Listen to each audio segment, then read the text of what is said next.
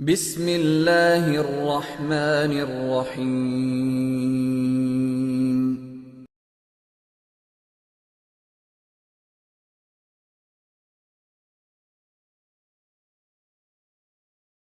ختم نبوت زندہ باد، صحابہ زندہ باد، قرآن زندہ باد۔ الحمد لله نحمده ونستعينه ونستغفره ونؤمن به ونتوكل عليه ونعوذ بالله من شرور أنفسنا ومن سيئات أعمالنا من يهده الله فلا مضل له ومن يضلل فلا هادي له ونشهد أن لا إله إلا الله وحده لا شريك له ونشهد أن سيدنا ومولانا محمدا عبده ورسوله أما بعد فأعوذ بالله من الشيطان الرجيم بسم الله الرحمن الرحيم ما كان محمد أبا أحد من رجالكم ولكن رسول الله وخاتم النبيين وكان الله بكل شيء عليما عن أنس رضي الله تعالى عنه قال النبي صلى الله عليه وسلم ثلاث من أصل الإيمان الكف عمن قال لا إله إلا الله لا تكفره بذنب ولا تخرجه من الإسلام بعمل والجهاد مازم مزبعثني الله إلى أن يقاتل آخر هذه الأمة الدجال لا يبدله جور جائر ولا عدل عادل والإيمان بالأقدار يا رب صل وسلم دائما أبدا على حبيبك خير الخلق كلهم هو الحبيب الذي ترجى شفاعته لكل هول من الأهوال مقتحم اللهم صل على محمد وعلى آل محمد كما صليت على إبراهيم وعلى آل إبراهيم إنك حميد مجيد اللهم بارك على محمد وعلى آل محمد كما باركت على إبراهيم وعلى آل إبراهيم إنك حميد مجيد۔ کب یاروں کو تسلیم نہیں، کب کوئی عدو انکاری ہے، کب یاروں کو تسلیم نہیں، کب کوئی عدو انکاری ہے، اس کوئے طلب میں ہم نے بھی دل نظر کیا جانواری ہے۔ کچھ اہل ستم کچھ اہل حشم میں خانہ گرانے آئے تھے، کچھ اہل ستم کچھ اہل حشم میں خانہ گرانے آئے تھے، دہلیز کو چوم کے چھوڑ دیا، دیکھا کہ یہ پتھر بھاری ہے۔ زخموں سے بدن گلزار سہی، تم اپنی شکستہ تیر گنو، زخموں سے بدن گلزار سہی، تم اپنی شکستہ تیر گنو، خود ترکش والے کہہ دیں گے یہ بازی کس نے ہاری ہے۔ میرے نہایت واجب الاحترام بزرگوں، مسلک اہل سنت والجماعت سے تعلق رکھنے والے غیور نوجوان دوستوں اور بھائیوں، ہماری آج کی یہ کانفرنس محفل حمد و نعت کے عنوان سے منعقد کی گئی ہے، اور مولانا احمد یار لاہوری ان کی والدہ محترمہ کے ایصال ثواب کے لیے اللہ رب العزت ان کی مغفرت فرمائے، ان کے درجات بلند فرمائے، قبر منور فرمائے۔ ہم اہل سنت والجماعت ثواب کے بھی قائل ہیں، ایصال ثواب کے بھی قائل ہیں۔ ثواب اور ایصال ثواب میں کیا فرق ہے؟ میں ایک بات کہتا ہوں کہ اللہ رب العزت نے ہمیں پیغمبر وہ دیا جو پیغمبر کریم ہے، اللہ رب العزت خود بھی کریم ہے، اللہ رب العزت نے قرآن کریم میں اپنی کریمی کا اعلان کیا، خالق نے پیغمبر وہ دیا جو پیغمبر بھی کریم ہے، اللہ نے کریم پیغمبر کے صدقے میں امت کو کئی ایک نعمتیں عطا فرمائیں۔ ان میں سے ایک نعمت عطا یہ کی اللہ نے اس امت کو عمر تھوڑی عطا کر دی۔ عمر تھوڑی کرنے کا نتیجہ کیا نکلا؟ گزشتہ انبیاء علیہم السلام کی عمریں بہت زیادہ، نبی کی امت کی عمر بہت زیادہ، لیکن اس نبی کی امت کی اوسطاً عمر 60-70 سال بنتی ہے۔ لیکن عجیب بات یہ ہے عمر اس کی کم ہے، مقام اس کا زیادہ ہے۔ عمل یہ تھوڑا کرتا ہے، اجر زیادہ پاتا ہے۔ میں نے کئی بار کہا عجیب بات تو یہ ہے کہ چاہیے تو یہ تھا کہ عبادت کی وجہ سے اگر مقام بلند ہوتا ہے، ہمارے پیغمبر کا پھر الیاذ باللہ مقام بلند نہ ہوتا۔ اس لیے اگر مجموعہ عبادات کو دیکھیں تو عبادات کے اعتبار سے گزشتہ سارے انبیاء کی عبادات کو ملائیں تو زیادہ ہے، انبیاء کے بعد جنات کی عبادت کو ملائیں تو بظاہر زیادہ ہے، پیغمبر کی امت کی عبادات کو ملائیں تو بظاہر زیادہ ہے، حضرات ملائکہ کی عبادات کو ملائیں تو زیادہ ہے۔ ہمارے پیغمبر کی امت 63 سال ہے، ان میں 23 سال دور نبوت کا ہے، 23 سال کی عبادت کو جا، 950 سال کی عبادت کو جا، 23 سال کی عبادت کو جا، آدم سے لے کے قیامت تک آنے والے آخری انسان کی عبادت کو جا۔ بظاہر معلوم یہ ہوتا ہے ہمارے پیغمبر کے نام اعمال میں بظاہر عبادت حجم میں کم ہے، مقدار میں کم ہے، مگر کیفیت ہمارے پیغمبر کی عبادت کو جو ملی ہے وہ کیفیت کسی اور انسان کو نہیں ملتی۔ کمیت کا مسئلہ اور ہے، کیفیت کا مسئلہ اور ہے۔ حدیث احسان آپ نے سنی ہوگی، حدیث جبرائیل کے نام سے، جس کو محدثین ام السنہ کہتے ہیں۔ اس حدیث جبریل میں جبریل نے پیغمبر سے 3 سوال کیے ہیں۔ نمبر 1 یا محمد مل اسلام، نمبر 2 یا محمد مل ایمان، نمبر 3 یا محمد مل احسان۔ جب احسان کی باری آئی تو اللہ کے پیغمبر نے فرمایا ان تعبد اللہ کأنک تراہ فإن لم تکن تراہ فإنہ یراک۔ آپ نے حدیث کے الفاظ تو سنے ہوں گے، میں یہ بات نہیں کہہ سکتا کہ آپ نے حدیث کی شرح اس ذوق سے سنی ہوگی جس ذوق سے میں عرض کرتا ہوں۔ اللہ کے پیغمبر نے فرمایا ان تعبد اللہ کأنک تراہ فإن لم تکن تراہ فإنہ یراک۔ اے بندے اللہ کی عبادت یوں کر گویا اللہ کو تو دیکھتا ہے۔ اگر یہ مقام نہیں ملتا عبادت یوں کر گویا اللہ تجھے دیکھتا ہے۔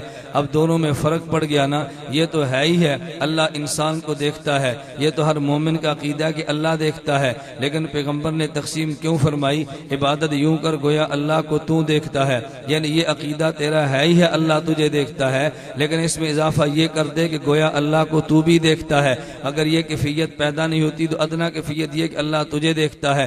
اب ایک ہے مقام عبادت پیغمبر کا، ایک ہے مقام عبادت امت کا۔ نبی اور امت کے مقام عبادت میں فرق یہ ہے پیغمبر اس مقام پر فائز ہے کہ اللہ پیغمبر اس مقام پر فائز ہے ان تعبد اللہ کا انک تراہ، پیغمبر عبادت کرتا ہے کہ انک تراہ کے مقام پر فائز ہو کے، امتی عبادت کرتا ہے اس مقام پر فائز نہیں ہوتا۔ فإن لم تکن تراہ فإنہ یراک، گویا پیغمبر عبادت کرتا ہے عالم مشاہدہ میں مستغرق ہو کے، امتی عبادت کرتا ہے عالم غیبوبت میں غرق ہو کے۔ جو عالم غیبوبت اور عالم مشاہدہ میں فرق ہے وہ نبی اور امتی کی عبادت میں فرق ہے۔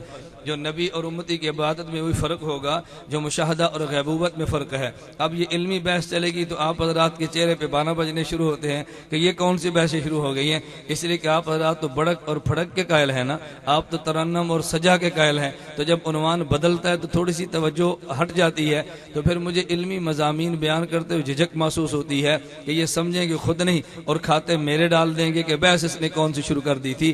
خیر میں عرض کر رہا تھا کہ پیغمبر کا مقام عبادت کیوں بڑھتا ہے کہ جس مقام پہ پیغمبر فائز ہے وہ ہے کہ انک تراہ۔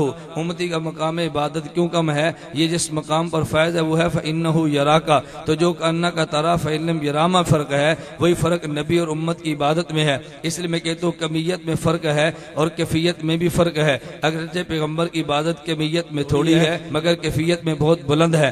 کمیت اور کیفیت کو فرق بیان کرنے کے لیے میں ایک مثال دیتا ہوں کہ جیسے 5 کلو گڑ ہو اور ایک چٹکی سکرین کی ہو، تو دیکھنے میں 5 کلو گڑ زیادہ ہے مگر مٹھاس ایک چٹکی سکرین میں زیادہ ہے، اس لیے کیفیت اس میں زیادہ ہے، کمیت اس میں زیادہ ہے۔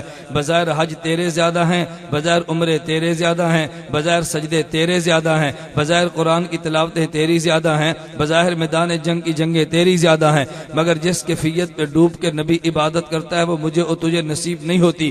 اس لیے اہل سنت والجماعت کا عقیدہ کہ پیغمبر کا ایک سجدہ ایک طرف، پوری انسانیت کے سارے سجدے سجدے ایک طرف ملا کر نبی کے ایک سجدے کا مقابلہ بھی نہیں کیا جا سکتا۔ پیغمبر جس مقام پہ عبادت کرتا ہے اس مقام کا میں اور آپ تصور بھی نہیں کر سکتے۔ اللہ ہمیں یہ بات سمجھنے کی توفیق عطا فرمائے۔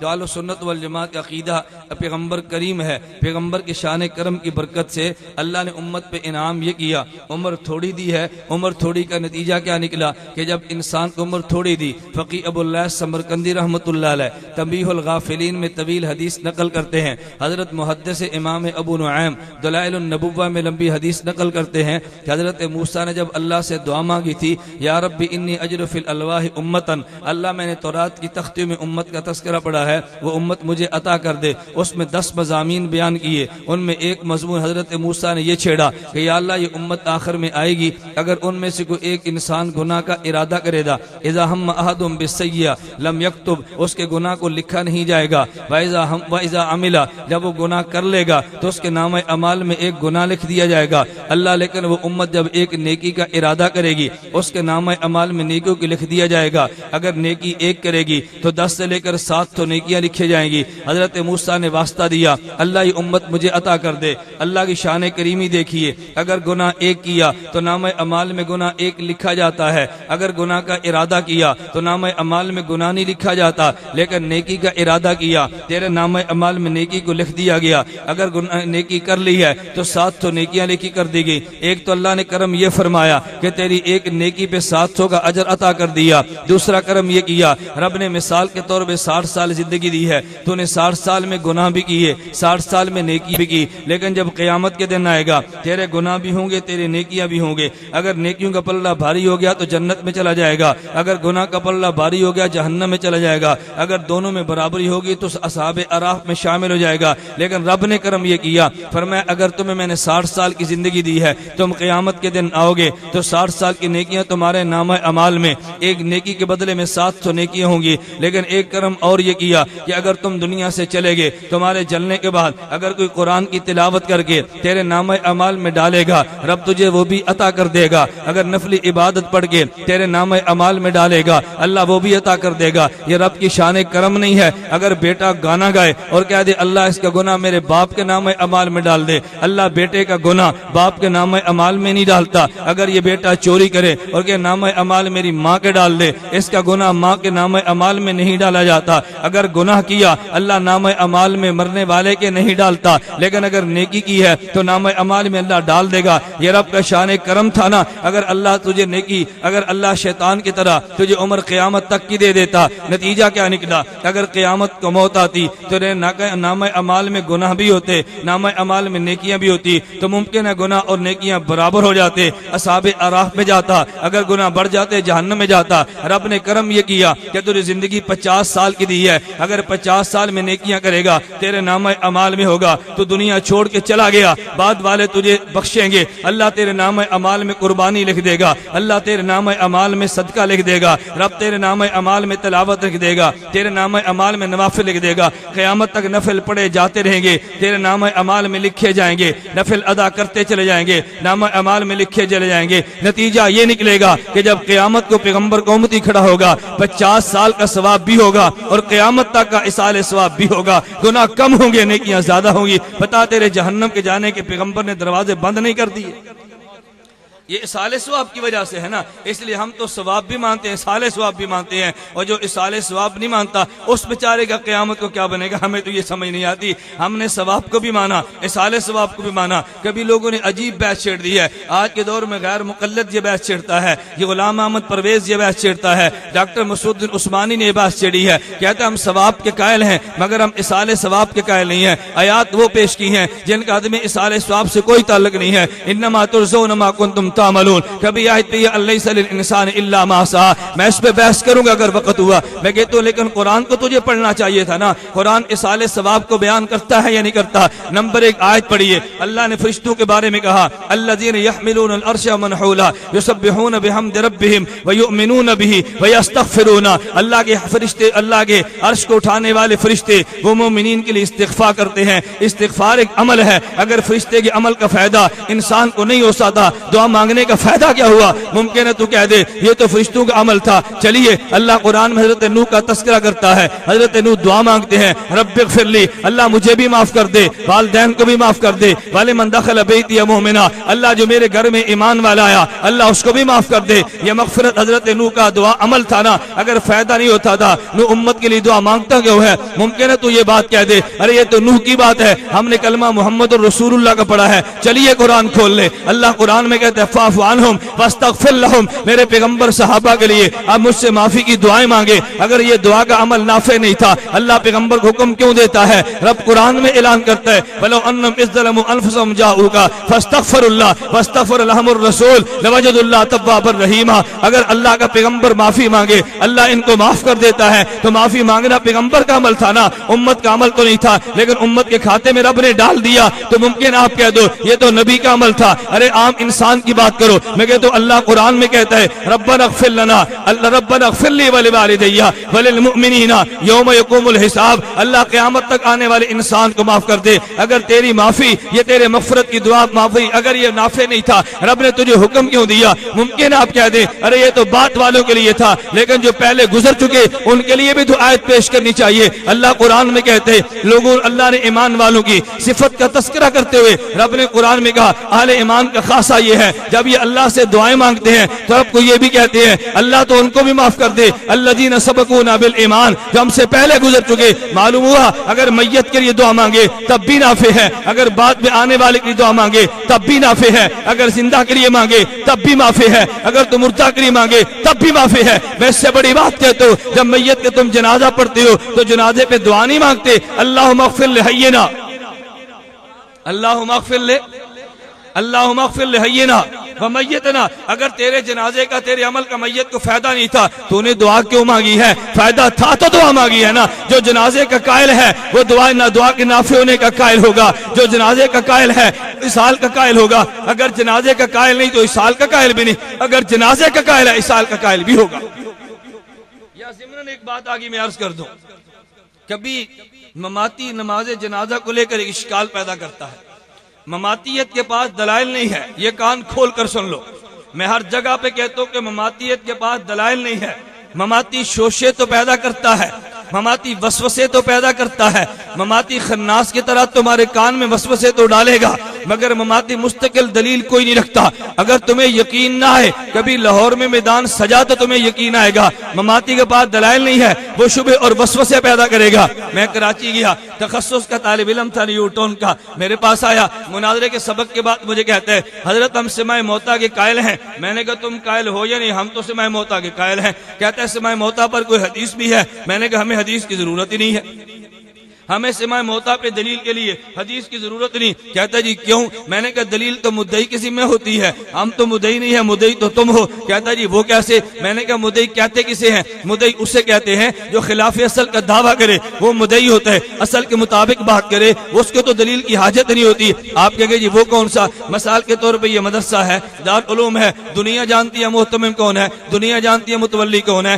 اب اگر بیان کے بعد میں بیٹھ جاؤں ڈیرا لگا کر یہ مدرسہ میرا ہے تو لوگ کہیں گے تو دلیل لے تیرا کیسے ہے؟ اشتہار پر محتمم تو فلاں کا نام لکھا تھا، چندہ تو فلاں مانگتا رہا، فلاں یہ کام کئی سال سے کر رہا تھا، تو نے دعویٰ کیسے کر دیا؟ تو جو خلاف اصل کا دعویٰ کرے دلیل وہ پیش کرتا ہے نا۔ میں نے اس مماتی سے کہا، میں نے کہا میں تم سے ایک سوال کرتا ہوں، کیا تم میت کے لیے عذاب قبر کے قائل ہو؟ کہتا جی ہم قائل ہیں۔ میں نے کہا عذاب کا معنی کیا ہے؟ تم ذہن نشین کر لو، مماتی جب کہنا میں عذاب قبر کا قائل ہوں تم اس سے سوال کرنا تم عذاب و ثواب میت کے قائل ہو؟ کہتا جی میں قائل ہوں۔ اس سے پوچھو عذاب کا معنی کیا ہے؟ اب یہ لالا چپ ہوگا، تجھے عذاب کا معنی نہیں بتائے گا، اگر عذاب کا معنی بتائے گا تو پھنس جائے گا، عذاب کا معنی نہیں بتائے گا۔ جیسے مماتیت سے مناظرہ ہونا تو تم بات کرو گے تو مماتی کہتا ہے جی موت کا معنی یہ ہے، اس سے پوچھو پھر حیات کا معنی کیا ہے؟ مماتی موت کا معنی کرے گا، مماتی حیات کا معنی نہیں کرے گا۔ حیات کا معنی کرتے مماتی کو موت آتی ہے اس لیے وہ موت کا معنی کرتے ہیں مگر حیات کا معنی نہیں کرے گا۔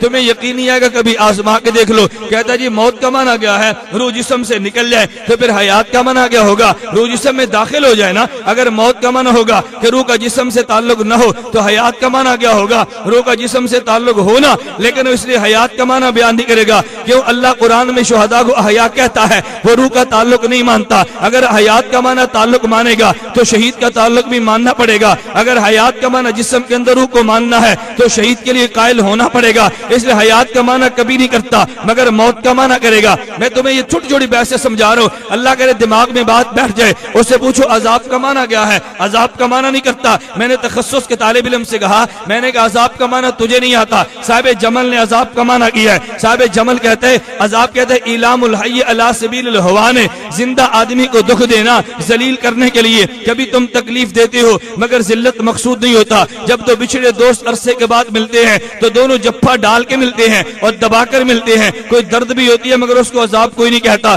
لوگ جانتے ہیں بھی محبت میں دو مل رہے ہیں نا. آپ گھر میں جائیں گے اپنے بیٹے کو لیں, آپ بیٹے کے رخسار پہ دندی ماریں گے, کوئی نہیں کہتا بھئی تم نے ظلم کیا. ہر آدمی سمجھتا ہے بیٹے سے پیار کرتا ہے, اس کو ظلم نہیں کہتے. ظلم عذاب اس کو کوئی نہیں کہتا. عذاب کا معنی یہ تھا کہ تم عذاب کا معنی کیا تھا کہ زندہ کو تکلیف دو, لیکن تکلیف بھی زندہ کو دو اور ذلیل کرنے کے لیے دیے جائے. میں ایک بات علمی طور پہ کہتا ہوں, آپ ذہن نشین فرما لو. مسلمان اگر نافرمان ہوا یہ قیامت کے بعد جہنم میں جائے گا. اللہ نہ کرے کافر بھی جہنم میں جائے گا, لیکن کافر جو جہنم میں جائے گا وہ عذاب کے لیے جائے گا. مسلمان جو جہنم کے لیے جائے گا عذاب کے لیے نہیں جائے گا. مسلمان جہنم میں تذکیے کے لیے جائے گا, کافر جہنم میں جائے گا تو مقصد اور ہوگا, مسلمان جائے گا تو اور ہوگا. یہ تحقیق میری نہیں ہے, علامہ شبیر احمد عثمانی رحمہ اللہ تعالی نے تفسیر عثمانی میں عذاب المہین کے تحت تفصیلاً بیان کی ہے. کافر اگر جہنم میں جاتے عذاب کے لیے جاتے, اگر مومن جہنم میں جائے گا عذاب نہیں تزکیے کے لیے. تزکیے کا معنی کیا ہوا؟ رب پاک کرنا چاہتا ہے. جنت پاک لوگوں کی جگہ ہے, جنت میں ناپاک نہیں جاتا. اس نے زنا کیا یہ ناپاک ہوا, اس نے چوری کی ہے یہ ناپاک ہوا. رب اس کو جہنم میں بھیج کے پاک کر کے پھر جنت میں بھیج دے گا. لیکن کافر کو رب جہنم میں بھیجے گا تو عذاب دینے کے لیے, ذلیل کرنے کے لیے. مسلمان پر قیامت کے دن جہنم کا عذاب نہیں ہوتا بلکہ مسلمان کا تزکیہ ہوتا ہے. علامہ شبیر احمد عثمانی فرماتے ہیں, میں نے پوچھا عذاب کا معنی گیا, اب لالا عذاب کا معنی نہیں بتاتا. کیوں معلوم ہے اگر عذاب کا معنی بتاؤں گا تو پھنس جائے گا نا. میں نے کہا عذاب کا معنی اعلام الحی علی سبیل الہوان, تم عذاب میت کے قائل ہو. کہتا ہے جی قائل ہو. عذاب کا معنی کیا تھا؟ زندہ کو تکلیف دینا. اگر تم نے قبر میں میت کے لیے عذاب مانا ہے تو پھر میت کے لیے حیات کو ماننا پڑے گا. اگر حیات مانا ہے پھر سما کو ماننا پڑے گا. آدمی عذاب مانے پھر حیات نہ مانے, حیات مانے اور سما نہ مانے, یہ حماقت کی باتیں ہیں. میں نے کہا اگر تم نے عذاب مانا تو تمہیں حیات ماننی پڑے گی, حیات مانی پھر تمہیں سما ماننا پڑے گا.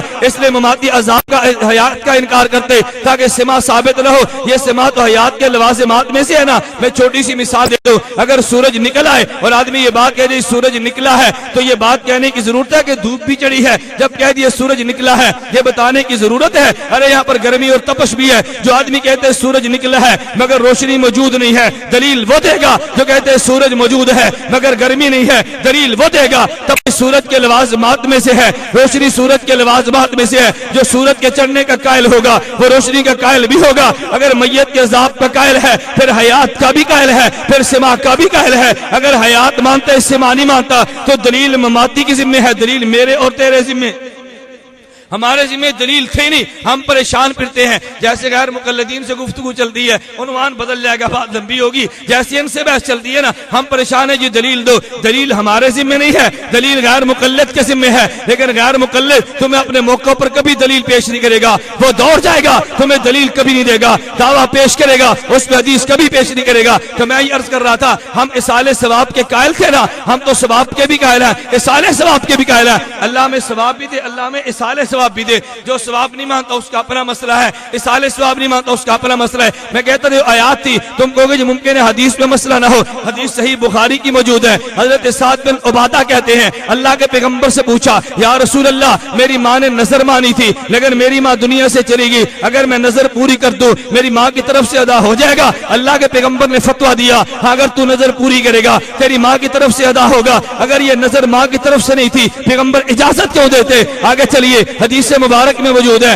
صحابی رسول آ کر پوچھتے ہیں یا رسول اللہ میرے باپ نے آس بن وائل کہتے میرے باپ نے وصیت کی تھی میرے طرف سے 100 اونٹ صدقہ کر دینا، اللہ کے پیغمبر میرے بھائی ہشام نے 50 اونٹ عطا کر دیے لیکن میں نے 50 دینے باقی تھے، میں نے سوچا نبی سے پوچھ لوں، آپ فرمائے میں اپنے باپ کی طرف سے 50 اونٹ ادا کر دوں؟ حضور نے فرمایا لو کان مسلمہ، اگر تیرا والد مسلم ہوتا، اگر تیرا والد مسلم ہوتا فاتقتم بہی، تم اس کی طرف سے غلام آزاد کرتے، فاتقتم عنہ وتصدقتم بہی وحججتم عنہ، تم اس کی طرف سے حج کرتے، اس کی طرف سے غلام آزاد کرتے، لبنہ ذالک، اللہ اس کو عطا کر دیتا، لیکن مسلمان جو نہیں تھا اس لیے تمہیں کوئی فائدہ نہیں۔ معلوم ہوا اگر مرنے والا مسلمان ہو اصال ثواب ہوتا ہے، لیکن مرنے والا مسلمان ہو تو اصال ثواب نہیں ہوتا۔ آپ کو یہ تو نظر کا مسئلہ تھا، وصیت کا مسئلہ تھا، ارے وصیت و نظر کے مسئلے کو چھوڑ دے۔ ابو ہریرہ رضی اللہ عنہ فرماتے ہیں اللہ کی پیغمبر کی خدمت میں صحابی آیا کہ یا رسول اللہ ان ابی ماتا ولم یوصی، میرا باپ دنیا سے چلا گیا، میرے والد نے وصیت نہیں کی، هل یکفر عنہ او ان تصدقت به، اگر میں صدقہ کر دوں میرے والد کو مل جائے گا؟ اللہ کے پیغمبر فرمایا نعم، اگر صدقہ تو کرے گا تیرے والد کو مل جائے گا۔ میں کہتا ہوں قرآن کی آیات کہتی ہیں اصال ثواب ہوتا ہے، پیغمبر کی روایات کہتی ہیں اصال ثواب ہوتے، جو اصال ثواب نہیں مانتا وہ پیغمبر کے قرآن کو بھی نہیں مانتا، نام آل قرآن ہوگا مگر قرآن کو نہیں مانتا، نام آل حدیث ہوگا مگر حدیث کو نہیں مانتا۔ آل قرآن رکھ کے اگر قرآن کے خلاف آواز اٹھے گی اس فتنے کا گلا کما جو بندیت ضرور کرے گی، اگر آل حدیث لگ کے حدیث کے خلاف یہ تم آواز اٹھاؤ گے جو بندی بیٹے تمہارے دروازے بند کر دیں گے، تمہارے قدموں کو روک دیں گے، اس فتنے سے امت کو آگاہ کیا جائے گا۔ میں نے اس لیے کہا تم نے غلط کیا، تم نے دھوکہ دیا۔ میری ایک نوجوان نے گزشتہ سال کی بات ہے مجھے کہنے لگا مولانا آپ یہ بتاؤ اصال ثواب پر کوئی دلیل بھی ہے؟ میں نے کہا یار دلیل تو بڑی واضح ہے۔ کہتا دلیل کون سی؟ میں نے کہا امی عائشہ کہتی ہیں رضی اللہ تعالیٰ عنہ نبی پاک نے حکم دیا ایک دمبا لے کر آؤ، ہم دمبا لے کر آئے، حضور نے فرمایا دمبا وہ لانا کہ جس کی آنکھیں سیاہ ہو،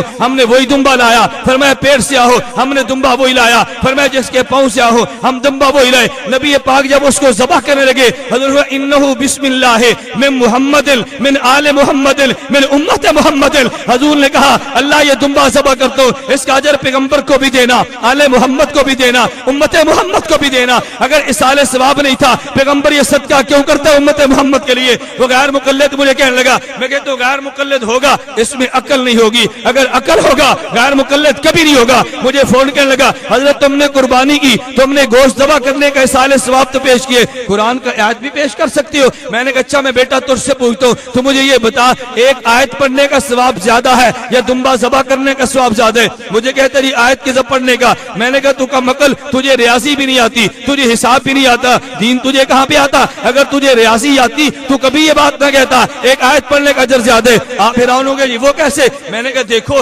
قرآن کریم میں الف لام میم آیت ہے نا، ایک آیت میں 3 حرف ہیں، ایک حرف کے بدلے میں 10 نیکیاں، تو الف لام میم پہ کتنی نیکیاں ملیں گی؟ 30 نیکیاں مل جائیں گی نا۔ اچھا اور دمبے میں اللہ کے پیغمبر نے فرمایا بکل شعرۃ حسنہ، ہر بال کے بدلے میں نیکی ہے۔ تم دمبے کے بال گنو نا، کوئی بال گن سکتا ہے؟ دمبے کے گوشت کے بدلے میں نیکیاں کوئی گن سکتا ہے؟ ارے دمبے کے کھروں کے بدلے میں نیکیاں کوئی گن سکتا ہے؟ تم دمبے کو ایک طرف رکھ لو، قرآن کی آیت کے بدلے میں تجھے 30 نیکیاں ملیں گی اور ایک دمبے کے بدلے میں تجھے کروڑیوں نیکیاں ملیں گی۔ اگر 1 کروڑ نیکی کا اللہ ثواب دے سکتا ہے تو 30 نیکیوں کا رب ثواب نہیں دے سکتا؟ مجھے کہتا ہے آپ نے دمبا پیش کیا، آپ نے تو آیت پیش نہیں کی۔ میں نے کہا اچھا میں تجھ سے پوچھتا ہوں یہ ایسا ہی ہے کہ جیسے مجھ سے کسی آدمی نے 10,000 روپیہ لینا تھا، میں نے کہا یار تم 1 لاکھ لے لو، مہینے بعد پھر آیا مجھے کہتے جی مولانا 10,000 دو، میں نے کہا یار میں تجھے 1 لاکھ نہیں دیا، کہتا جی 1 لاکھ دیا 10,000 تو نہیں نہ دیے، اور میں نے کہا تیری مت ماری گئی، تو نے 10 مانگا میں نے 1 لاکھ دیا۔ اگر 1 کروڑ کا اجر رب دیتا ہے یہ بات تمہیں سمجھ نہیں آتی تو تم 30 نیکیوں کے مطالبے کرتے ہو۔ اس لیے ہم نے کہا ہم اہل سنت والجماعت ثواب کے بھی قائل ہیں، اصال ثواب کے بھی، ہم ثواب کے بھی قائل ہیں، اصال ثواب کے بھی قائل ہیں، ہم میت کے لیے بہت ساری چیزوں کے قائل ہیں۔ میت اچھا میں کہہ بات درمیان میں شاید آپ کے ذہن میں نہ ہو، بات بدلنا جائے، میں نے ضمناً کہا تھا کہ جنازے کے موقع پہ ماتی ایک وسوسہ ڈالتے ہیں، وسوسہ سے کون تھا؟ اب اللہ کا قرآن کہتا ہے شہید، بولیے نا، قرآن کہتا ہے شہید، مماتی نہیں مانتا، ہوگا شیخ القرآن قرآن کی بات نہیں مانے گا، ہوگا شیخ التفسیر مگر قرآن کی بات نہیں مانے گا، کہے گا شیخ و تفسیر، مگر قرآن کی بات ماننے کے لیے تیار نہیں ہوگا۔ قرآن کہتے زندہ، کہتے قرآن کہتے زندہ، ہم تو زندہ نہیں نہ مانتے، ہم نے تو نہیں مانا، قرآن نے کہہ دیا تو پھر کیا ہوا، نبی نے کہہ دیا پھر کیا ہوا، ہم تو نہیں نہ مانتے۔ یہ بالکل ایسے ہی ہے جیسے کوئی آدمی 3 طلاق اپنی بیوی کو دے دینا، اللہ کہہ دے گا 3 ہے، پیغمبر کہہ دے گا 3 ہے، صحابہ کہہ دے گا 3 ہے، غیر مقلد کہتے نہیں، رب کہہ دے 3 ہے، میں نہیں مانتا، پیغمبر کہہ دے 3 ہے، میں نہیں مانتا، ارے صحابہ کہہ دے 3 ہے، میں نہیں مانتا۔ میں نے کہا غیر مقلد جو ہوا نا یہ متکا لے کر بیٹھے، جیسے بڑی عجیب بات ہے۔ مولانا ذوالفقار نقشبندی نے اپنے خطبات میں بڑی عجیب بات لکھی ہے، کہتے اجماع کا سب سے پہلا منکر یہ شیطان تھا۔ جب رب نے جنت میں حکم دیا نا اسجدوا لآدم، میرے آدم کو سجدہ کرو، فسجدوا، سارے ملائکہ سجدے میں گر گئے، ملائکہ کا اجماع تھا آدم کو سجدہ کرنا چاہیے، الا ابلیس یہ کھڑا ہو گیا، کہتا ہے میں نہیں مانتا، اجماع کا منکر سب سے پہلے یہ شیطان تھا۔ آج کے دور میں اجماع کا منکر غیر مقلد ہے، میں اس کو شیطان تو نہیں کہتا، البتہ خناس ضرور کہتا ہوں۔ جو فرق شیطان اور خناس میں ہے وہی فرق غیر مقلد اور ابلیس کے اندر ہے۔ میں کہتا ہوں تمہیں تعجب ہوگا، ہم کہتے ہیں ہم نے شیطان کی کمر بھی رب نے چاہا تو توڑنی ہے، ہم نے خناس کی کمر بھی توڑنی ہے۔ میں اکثر احباب سے کہتا ہوں، طلباء سے بھی کہتا ہوں، اگر تم دورہ حدیث کے اندر ہو نا تم 2 نیتیں کر لو، با نیت یہ کر لے ہم تبلیغی جماعت میں 1 سال لگائیں گے، تبلیغی جماعت والے کہتے ہیں اس سے شیطان کی کمر ٹوٹے گی، میں نے کہا کچھ نیت یہ کر لو ہم مولانا کے بعد 1 سال تخصص مناظرہ پڑھیں گے، اس سے خناس کی کمر ٹوٹے گی انشاءاللہ ثم انشاءاللہ۔ تم نیت کر کے تو دیکھو، اگر 1 سال جماعت میں جانے سے شیطان کی کمر ٹوٹتی ہے نا تو میرے پاس آنے سے خناس کی کمر ٹوٹتی ہے۔ اگر شیطان اور خناس میں تھوڑا سا اور فرق سمجھنا چاہو میں تھوڑا سا فرق کرتا ہوں۔ یہ دنیا کا اصول یہ ہے، ایک ہوگا ہیڈ کوارٹر اور ایک ہوگا بوسٹر۔ ہیڈ کوارٹر بوسٹر میں کیا فرق ہے؟ کمپنی ہیڈ کوارٹر میں نشریات کو پھیلانے کے لیے ہیڈ کوارٹر میں مشینیں فٹ کرتی ہیں، وہ نشریات کو پھیلاتی ہیں، لیکن ایک جگہ آتی ہے اس کے آگے نشریات جام ہو جاتی ہے۔ مثلا کبھی آپ پہاڑی علاقے میں گئے، ادھر آواز ہو رہی ہے ہیلو ہیلو ہو رہی ہے، کہتے ہیں بھی آواز نہیں آ رہی، بھائی آواز کیوں نہیں آتی؟ کہتے ہیں میرے وارد کے سگنل نہیں آتے، کیوں بھائی؟ اس لیے کہ اس کے ہیڈ کوارٹر کی پہنچ اس جگہ تک تھی، آگے وہ کام نہیں کرتی تھی۔ اب اس کمپنی نے کیا کیا، مرکز کی نشریات کو مزید آگے پھیلانے کے لیے ان نے بوسٹر لگا دیے تاکہ آواز آگے پھیلا دے۔ ایک ابلیس ہے جس کا تخت سمندر کے اوپر لگا ہوا ہے، وہ ہیڈ کوارٹر ہے، وہ آواز پہنچاتے، لیکن جب مسجد سے اذان آتی ہے نا اللہ اکبر اللہ اکبر، پیغمبر نے فرمایا وہ ہوا خارج کرتا ہوا دوڑتا ہے، اس ہیڈ کوارٹر کی آواز مسجد کے اندر نہیں جاتی۔ اندر آواز پہنچانے کے لیے ابلیس نے بوسٹر لگائے ہیں، اس بوسٹر کو محمد حسین بٹالوی کہتے ہیں، اس بوسٹر کو نذیر حسین دہلوی کہتے ہیں، اس بوسٹر کو نواب صدیق حسن کہتے ہیں، آج کی زبان میں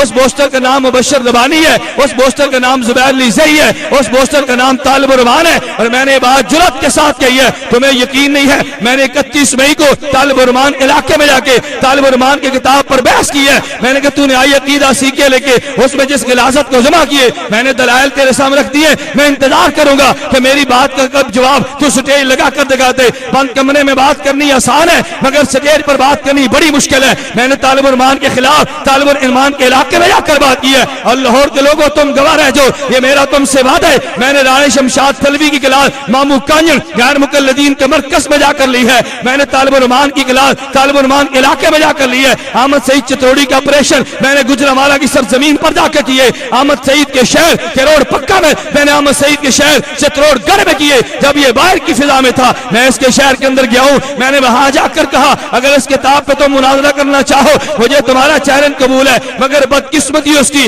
یا خوش قسمتی اس کی آج وہ جیل میں پڑے۔ بدقسمتی اگر اسی حالت میں مر گیا تو بدقسمت ہے، اگر جیل کی برکت سے توبہ کر گیا تو بڑی خوش قسمتی ہے۔ آپ کو سیڑھیاں یہاں پر مل جائیں گی، میں نے تفصیلاً 2 گھنٹے کا آپریشن اس کا کر دیے، لیکن دجل کی حد دیکھو نا، میں اس کا آپریشن کرتا چلا رہا ہوں۔ ادھر جامعہ شریفیہ میں اشتہار لگا ہوا ہے، اشتہار کیا مولانا الیاس گھمن احمد سعید ملتانی مشترکہ کانفرنس میں خطاب کریں گے۔ میں نے کہا بابا میں آزاد فضاؤں میں ہوں، وہ گستاخ جیل میں پڑا ہوا ہے، بلکہ گستاخ اور عاشق ایک سٹیج پر جمع ہو سکتے ہیں، پروپیگنڈے کی حد ہوتی ہوئی ہے نا۔ میں اس لیے کہتا ہوں بوسٹر ایک ہے اور ایک ہے ہیڈ کوارٹر، ہیڈ کوارٹر کا نام ابلیس ہے اور بوسٹر کا نام مبشر ربانی ہے۔ ہیڈ کوارٹر کا نام ابلیس ہے اور بوسٹر کا نام زبیر علی زئی ہے۔ ہیڈ کوارٹر کا نام ابلیس ہے، بوسٹر کا نام زبیر طالب الرحمان ہے۔ اگر تم نے زبان بند لگی میں یقین کیجیے، مجھے کئی ایک ساتھی نے کہا کہتا ہے یا عارفی بھونک مارتے، میں نے کہا یا عارفی کی حیثیت وہ نہیں ہے میں اس کو جوتے کی نوک پہ لکھ دوں، اس کی تو کوئی حیثیت نہیں ہے۔ اگر تم بات کرتے ہو طالب الرحمان کی بات کرو۔ مجھے طالب الرحمان کے ایک لونڈے مولوی نے کہا کہتے تم طالب الرحمان سے مناظرہ کرنا چاہتے ہو، میں نے کہا طالب الرحمان کو تم تیار کرو میں تمہیں 10,000 انعام بیان دوں گا. وہ پاس بیٹھا سن رہا تھا, کہتا ہے یہ طالب علمان کہتا ہے مناظرہ کریں گے مگر انٹرنیٹ پہ کریں گے. میں نے کہا انٹرنیٹ پہ مناظرے کی صورت یہ ہوگی کہ مسجد اسلام آباد میں طالب علمان کی ہوگی, میری اور تیری گفتگو ہوگی, اس گفتگو کو براہ راست انٹرنیٹ پہ نشر کیا جائے گا. کہتا ہے نہیں تم سرگودے اپنے مسجد میں بیٹھو, طالب علمان اپنی مسجد میں بیٹھے. میں نے کہا بھئی یہ کون سا مناظرہ ہے؟ میں آج بھی کہتا ہوں اگر کوئی غیر مقلد میری گفتگو یہاں پہ سن رہا ہو, میں وہ چاہیے اس کو میری گفتگو مبشر ربانی تک پہنچائے. میرا مناظرہ مبشر ربانی سے اس کی کتابوں پہ ہوگا. میں تیرا دجل اور تیرا کذب تیری کتابوں ثابت نہ کر سکا تو جو سزا چور کی وہ سزا تم میری رکھ دو. طالب علمان مناظرہ طے کرے, میں تیرا دجل تیری کتابوں سے بیان کروں گا. زبیر لیزئی قبول کرے, میں تیرا دجل تیری کتاب سے بیان کروں گا. زبیر لیزئی رسالہ الحدیث معنامہ لکھتے, ہر رسالے میں اکابر علماء دیوبند پہ جھوٹ بیان کرتا, اکاذیب دیوبند, اکاذیب دیوبند. میں نے کافل حق میں کئی ایک قسطوں میں اکاذیب غیر مقلدین کے نام سے 10 جھوٹ ہر قسط میں زبیر لیزئی کے بیان کیے. بحمداللہ تعالی تم میری زبان پہ یقین نہ کرو, زبیر لیزئی کا رسالہ الحدیث دیکھو, میں نے اس کی زبان گم کر دی ہے, میں اسے قلم کا رخ بدل دیے. زبیر لیزئی کو میں کہتا ہوں تو جرأت کر میرے کافر کے خلاف الحدیث پہ لکھتا جا, پھر جواب بھی سن.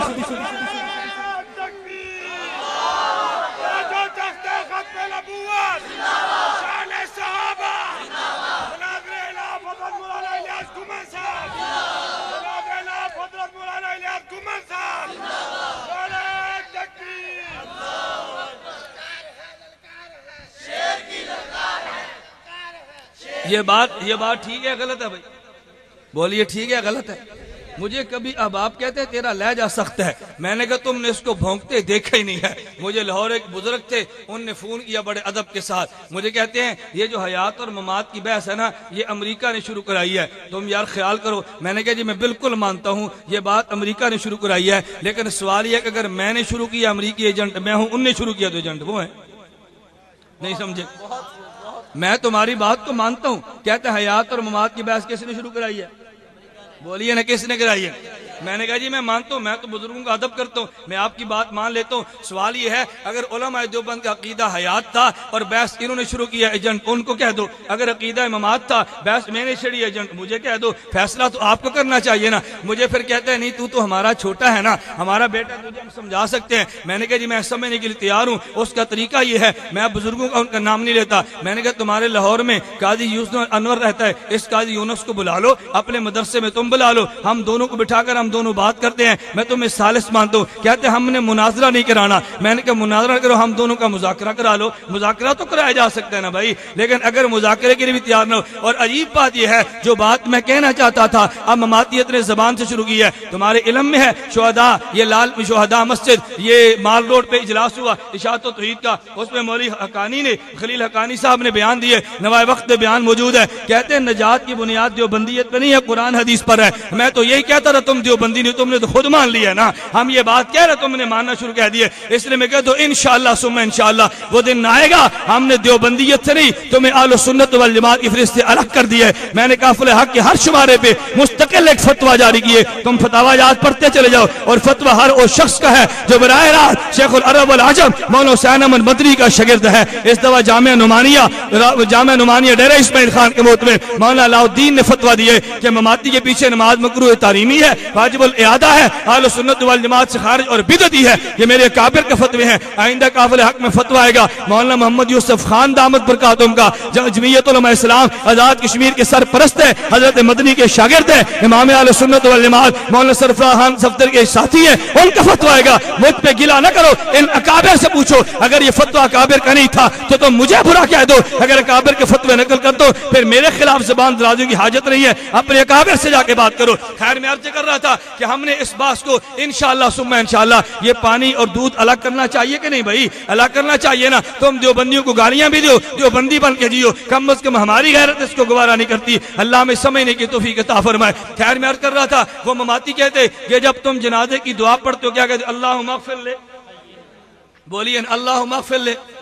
آگے کہتے سامنے شہید پڑا ہے اور یہ گردان کوٹ پڑھ رہے ہیں عطا اللہ بندیالوی, عطا اللہ بندیالوی. میں آپ سے کہتا ہوں وہ یہاں پر بیٹھا ہو اس کو کہہ دو میں تو منتظر ہوں بھائی تم ان کو تیار تو کرو نا. میں نے کہی ایک بار کہا بھائی تیار کرو, لیکن کوئی شخص ان کو تیار کرنے کے لیے تیار نہیں ہوتا یا یہ تیار ہونے کے لیے تیار نہیں ہوتے. خیر میں کہتا ہوں گردان پڑ رہا ہے, کہتے ہیں جنازہ شہید کا پڑا ہے, تم کہتے ہو شہید زندہ ہے, پھر تم دعا مانگتے ہو اللہم اغفر لحینا وحینا, زندہ ہے نا, اندازہ کرو وسوسہ ڈالنا ہے. کہتا ہے جب شہید زندہ ہے تو دعا کیا مانگ, اللہم اغفر لحینا. کہتا ہے زندہ پھر حینا کون ہے, تو میتنا کیوں کہتے ہو؟ کہتا ہے میتنا کہنا اس بات کی دلیل ہے کہ یہ مردہ ہے, اگر زندہ ہوتا اللہم اغفر لحینا وحینا کہتے. میں نے کہا اچھا اگر تیری دلیل کو مان لیا جائے نا, سامنے پڑا ہوا ہے, سامنے پڑی ہے عورت, تم کہتے ہو وذکرنا, سامنے لاش کس کی ہے اور ہم کیا کہہ رہے ہیں, سامنے پڑا ہے مرد, ہم کیا کہہ رہے ہیں انسانا. میں نے کہا اگر سامنے عورت ہے کون, اللہم اغفر لحینا ومیتنا وشاہدنا وغائبنا وانسانا وانسانا, کہو نا. سامنے عورت جو پڑی ہے انسانا انسانا کہہ دو نا, سامنے مرد پڑے پھر ذکرنا ذکرنا کہہ دو نا, تو جو جواب تمہارا ہوگا وہی جواب میرا ہوگا, دو نا جواب. میں نے کہا تم سے جواب بحمد اللہ تعالی نہیں بن سکے گا. میں تمہیں کہتا ہوں یاد رکھ لو, اگر سامنے کبھی شہید ہوگا, کبھی غیر شہید ہوگا, کبھی مذکر ہوگا, کبھی مذکر نہیں بلکہ مؤنث ہوگی, رب نے دونوں کے لیے جملے عطا کر دیے. اگر سامنے شہید ہو اللہم اغفر لحینا, اور حینا کی برکت سے میتنا. اگر سامنے غیر شہید ہے تو پھر میتنا, اس کی برکت سے حینا. اگر سامنے مذکر ہے وذکرنا, اس کی برکت سے انسانا. اگر سامنے مؤنث ہے انسانا, اور اس کی برکت سے ذکرنا. ہم نے دونوں کو مان لیا, ایک موجود ہوگا ایک موجود نہیں ہوگا, ہم تو دونوں کے قائل ہیں. لیکن جو تم نے بحث چڑھی ہے تم جواب دو, جو ہم نے بحث چڑھی ہم جواب دیں گے. میں ایک درمیان یہاں پر بھی کہہ دوں, ممکن ہے یہاں پر بھی ہو مولانا کہ اچھا خاصا مسئلہ پیش آیا, ہو سکتا ہے تمہیں بھی پیش آئے. مجھے ایک ساتھی نے کہا وہ جی حدیث میں آتا ہے کہ جب تم جنازے کی نماز پڑھتے ہو نا تو تم جنازے کے بعد دعا نہیں مانگتے. میں نے کہا عجیب بات ہے, ایک لڑائی غیر مقلدوں سے شروع ہو گئی, ایک لڑائی اہل بدعت بریلوی شروع ہو گئی. غیر مقلد یہ بدعتی نمبر 1 ہے اور بریلوی بدعتی نمبر 2 ہے. ایک لڑائی اس سے اور ایک لڑائی اس سے. آپ کو یار یہ کیسے کہ تم نے اس کو نمبر 1 کہہ دیا اور اس کو نمبر 2 کہہ دیا. میں نے کہا تم نہیں جانتے, نمبر 1 اسے کہتے ہیں جو ثابت شدہ سنت کا انکار کر دے, اور نمبر 2 سے کہتے ہیں جو غیر ثابت شدہ مسئلے کو دین مان لے. ایک الہاد اور ایک بدعت ہے. غیر مقلد ملحد ہے اور بریلوی بدعتی ہے, اور ملحد نمبر 1 دشمن دین کا ہوتا ہے, بدعتی نمبر 2 دشمن دین کا ہوتا ہے. لیکن ہم نے فرق جو نہیں کیا. میں کہتا ہوں بات سمجھنا, ادھر میت پہ جنازے کی نماز آئی ہے نا, 2 قسم کے آدمی آگے. ایک آیا غیر مقلد, وہ فوراً کہنے لگا, کہتا اگر تم جنازے کی نماز پڑھتی ہو, میں سیالکوٹ میں تھا, چند ایک علماء بیٹھے تھے, اچانک میں پہنچا, بڑے خوش ہوئے, کہتا ہے مولانا بہت اچھا ہو تم آگے, ہم ایک مسئلے پر پریشان تھے. میں نے کہا پریشانی کس بات کی؟ کہتا ہے کل یہاں پہ جنازہ تھا, غیر مقلد نماز جنازہ پڑھانے لگا تو جنازے سے پہلے بیان کیا, کہتا ہے دوستو بھائیو آج ہم جنازہ سنت کے مطابق پڑھیں گے. اچھا بھی سنت کون سی ہے؟ فاتحہ اونچی آواز سے پڑھیں گے. اچھا دلیل سنو, دلیل دینے لگا, کہتے ہیں فاتحہ بھی نماز ہے اور نماز یہ جنازہ نماز ہے اور نماز بغیر فاتحہ کے نہیں ہوتی, لہذا نماز جنازہ بغیر فاتحہ کے نہیں ہوتی. میں نے کہا یہ قرآن کی آیت تو نے پیش کی ہے, یہ پیغمبر کی حدیث پیش کی ہے یا قیاس پیش کی ہے؟ تم تو کہتے تھے قیاس کرنا ابلیس کا کام ہے, آج تم نے ابلیس کے ایجنٹ بن کے قیاس کرنا شروع کر دیا. تمہیں تو قیاس نہیں کرنا چاہیے تھا, تم تو حدیث پیغمبر پیش کرتے کہ نماز جنازہ بغیر فاتحہ کی نہیں ہوتی. میں نے کہا اس نے جو قیاس پیش کیا تم اس کی گردن پکڑ کر کہتے نہیں بھائی تم حدیث پیش کرو, قرآن کی آیت پیش کرو جو تمہارا موقف ہے.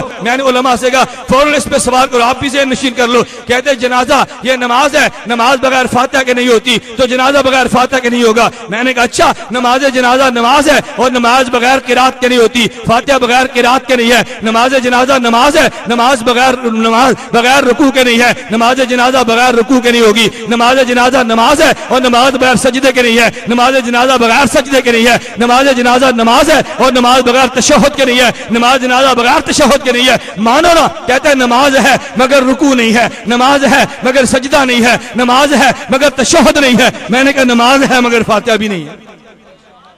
تم نے اتنی باتیں چھوڑ دی ہیں تو تم پھر بھی اہل حدیث ہو, اور ہم نے ایک بات چھوڑ دی, تمہیں ہمیں کیسے مشرک کہہ دیا؟ تو جو دلیل تمہاری تھی میں نے تمہاری دلیل لے کر بات کی ہے نا, تو جو جواب تم دو گے وہی جواب ہم دیں گے. اب تم جواب کی تیاری کرو, اب اس سے کوئی جواب نہیں بن پڑتا. تو میں نے کہا وہ ایک طرف ہوا, ایک اور آ گیا. یہ مسعود الدین عثمانی کا ماننا مانا تھا, اسی لاہور کی بات ہے, میں میت کے بارے سے بات کر رہا ہوں. ایک آ گیا مجھے کہتا ہے جی سوال کرنے ہیں. میں نے کہا جی بڑے شوق سے کرو, لیکن جس شوق سے سوال کرو گے نا تم نے اسی شوق سے پھر جواب بھی سننے ہیں. کہتا نہیں میرا ایک سوال ہے. میں نے کہا کرو. کرو سوال سنو. مجھے کہتے جی مولانا یہ اس قبر میں اسی قبر میں میت کو عذاب اور ثواب ہوتا ہے. میں نے کہا بالکل ہوتا ہے. کہتا آپ اس پہ قرآن کی آیت پیش کر سکتے ہو؟ ایک بات دے نشین کر لو.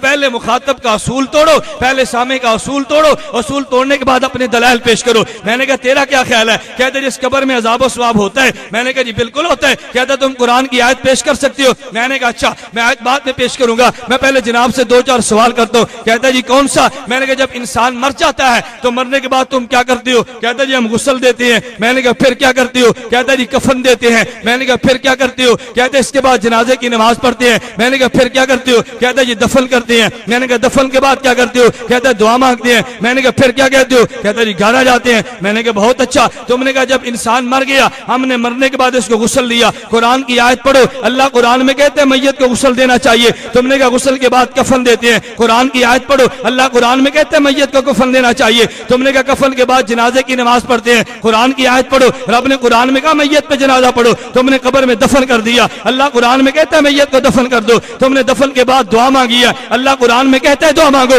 یہ تم نے جو 5 کام کیے تو کیوں کیے؟ فوراً چپ ہو کر کھسیانی بلی کی طرح کہتا ہے. کہتے ہیں ہم 5 بار اس لیے مانتے ہیں کہ حدیث میں آتا ہے. میں نے کہا جس حدیث میں 5 ہے اسی حدیث میں 6ٹھی بات بھی ہے.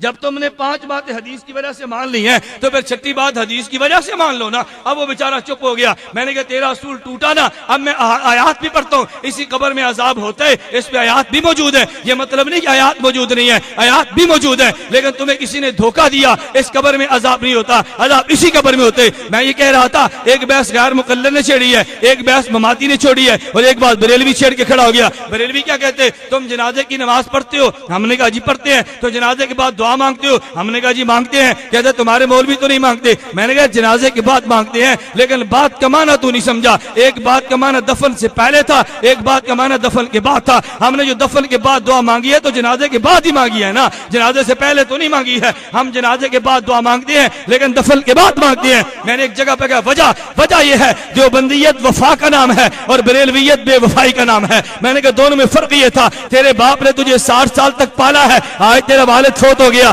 لیکن تیرے پاس وقت نہیں تھا. تو نے کہا جی جنازہ پڑھا, مولوی صاحب دعا مانگو میں نے دوڑنا ہے. تیرا ایم این اے وہ تجھے کئی تیرے کام کرواتا رہا, لیکن جب مر گیا تیرا تعلق ٹوٹا ہے. تو نے جنازے کے بعد دعا مانگی اور دوڑا. تیرے استاد نے تجھے پڑھا کے تجھے عالم بنا دیا, لیکن تو نے دوڑنا تھا نا. تیرا میت سے بے وفائی کا تعلق تھا, تو نے اس کے جنازے کے بعد دعا مانگ کے دوڑنا تھا. تو نے کہا فوراً مانگو. جو بندی وفا کا درس دیتے, ہم نے کہا زندگی بھر اس کا ساتھ دیے تو مرنے کے بعد جہاں تک ساتھ دے تو وہاں تک تو دو نا. اس لیے ہم نے وفا کے تقاضے کا خیال کیا, ہم نے دفن کے بعد دعا مانگی ہے. تو نے بے وفائی کی ہے, تو فوراً دعا مانگ کے دوڑے. تیرا مسلک بے وفائی, ہمارا مسلک وفا ہے.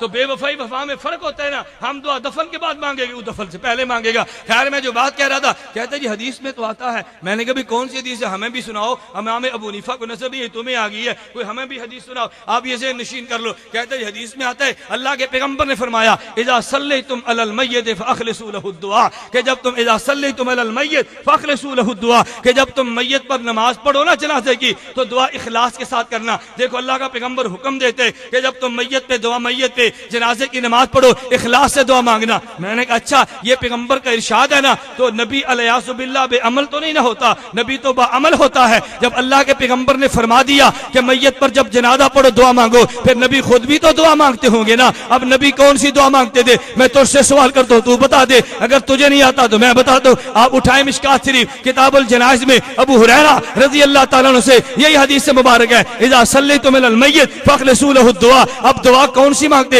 نبی دعا کب مانگتے؟ اس کے فوراً بعد ابو ہریرہ رضی اللہ تعالیٰ عنہ کی حدیث ہے. ابو ہریرہ فرماتے ہیں کان النبی صلی اللہ علیہ وسلم اذا صلی علی المیت, جب پیغمبر میت پہ نماز جنازہ پڑھتے تو پھر حضور دعا یہ مانگتے اللہم اغفر لحینا ومیتنا وشاہدنا وغائبنا وصغیرنا وکبیرنا وذکرنا وانثانا. ابو ہریرہ نے بتا دیا کہ جو پیغمبر نے فرمایا دعا مانگو, اس کی شرح وہ تھی جو پیغمبر خود مانگتے. اگر پیغمبر جنازے کے اندر مانگے تو اس کا معنی یہ تھا جنازے کے اندر مانگو, اگر پیغمبر جنازے کے بعد مانگے تو معنی یہ تھا جنازے کے بعد مانگو. میں نے عمل پیغمبر سے پیغمبر کے قول کی شرح کرتی ہے. اگر تیرے پاس دلیل موجود ہے تو پیغمبر کی قول کی شرح عمل پیغمبر سے تو کر دے, تو سچا, عمل پیغمبر سے شرح کر دو تو میں سچا. بات آسان ہے یا مشکل؟ بات بڑی آسان ہے نا، مگر اس کے لیے تیار نہیں ہوگا۔ پھر ساتھی کہتے ہیں اس حدیث کا مطلب کیا ہوگا؟ میں نے کہا اس کا مطلب یہ ہوگا کہ ماں صبح اپنے بچے کو تیار کرتی ہے سکول بھیجنے کے لیے، پھر ماں اپنے بیٹے سے کہتی ہے بیٹا رش بہت ہے، بیٹا رش بہت ہے، یہ گاڑیاں بہت چلتی ہیں، جب تم سڑک سے گزرو تو خیال کرنا۔ جب سڑک سے گزرو تو کیا مطلب؟ خیال نہیں سمجھے؟ جب سڑک سے گزرو تو کیا مطلب؟ پہلے گزر جاؤ پھر خیال کرنا، یہ مطلب تھا کہ جب سڑک سے گزر جاؤ تو خیال کرنا۔ مطلب یہ تھا کہ گزرتے خیال کرنا۔ ماں اپنے بیٹے کو متوجہ کر رہی ہے بیٹا سڑک سے گزرو تو خیال سے گزرنا، یہ مطلب تھا خیال کرنے کا۔ جب پیغمبر نے فرمایا کہ دیکھو تم نماز تو پڑھتے ہو، اللہ کے لیے پڑھتے ہو، لیکن میت کے لیے جب لوگ آتے ہیں تو لوگ کبھی آتے ہیں نام رکھنے کے لیے، ناک رکھنے کے لیے، برادری کے لیے۔ اللہ کے پیغمبر نے فرمایا یہ دنیا میں جانے کا آخری وقت ہے، اب برادری کی وجہ سے نہ پڑھنا، اب خاندان کی وجہ سے نہ پڑھنا، اب ناک کی وجہ سے نہ پڑھنا، اب تم دعا اخلاص کے ساتھ مانگنا۔ اگر تمہیں یقین نہ آئے نا تو آج نماز جنازہ لوگ آئیں گے، یہاں ہزاروں کا مجمع بیٹھا ہوگا، ظہر کی نماز ہوگی تو 5 آدمی اٹھیں گے، جب جنازہ ہوگا تو 1000 اٹھیں گے۔ اگر اللہ کے لیے پڑھنا تھا تو 1000 نماز پڑھ لیتے ہیں نا۔ معلوم ہوا یہ نماز پڑھتے ہیں تو اللہ کا حکم سمجھ کے، یہ جو جنازہ پڑھتے ہیں نا اللہ کا حکم نہیں برادری کا حکم سمجھ کے۔ آج میں نے نہ پڑھا تو میرے باپ کے جنازے میں کون آئے گا؟ اس لیے پیغمبر نے فرمایا اذا صلیتم علی المیت فاخلصوا له الدعاء، کہ جب تم میت پر جنازے کی نماز پڑھو پھر اخلاص سے دعا مانگنا۔ میں کیا یہ رہا تھا، میں نے میت کے متعلقہ 2-3 باتیں کی ہیں، اللہ مجھے بھی سمجھنے کی توفیق دے، اللہ آپ کو بھی سمجھنے کی توفیق دے۔ اب میں آخری بات کہتا ہوں، یہ جو حمد و نعت کی محفل ہے، اگر یہ محفل عمل ہے، اگر یہ دین ہے، اگر یہ ثواب کا کام ہے، اگر یہ عمل صالح ہے، پھر ہم بھی دعا مانگتے ہیں اللہ اس کا اجر مولانا کی والدہ کو دے دے، اللہ اس کا اجر تمام ان اموات کو دے دے جن کا ایمان پہ خاتمہ ہوا، اللہ سب کو دے دے۔ اگر کسی کو اشکال پیدا ہو حمد و نعت کی محفل یہ تو اجر کا کام نہیں ہے، یہ تو ثواب کا کام ہے، میں اسے دعوت دیتا ہوں تم صبح جاؤ مسلم شریف کو کھول کے دیکھ لینا، مسلم شریف جلد نمبر 1 صفحہ 300 پہ روایت موجود ہوگی۔ حضرت امیر معاویہ رضی اللہ عنہ کے والد محترم ابو سفیان نے کلمہ نہیں پڑھا، ابھی کلمہ نہیں پڑھا، نبی پاک صلی اللہ علیہ وسلم کی دعوت موجود تھی، ابھی کلمہ نہیں پڑھا، حالت کفر میں تھے۔ ابو سفیان نے پیغمبر کے خلاف چند ایک شعر لکھے، حضور کی مذمت بیان کی ہے۔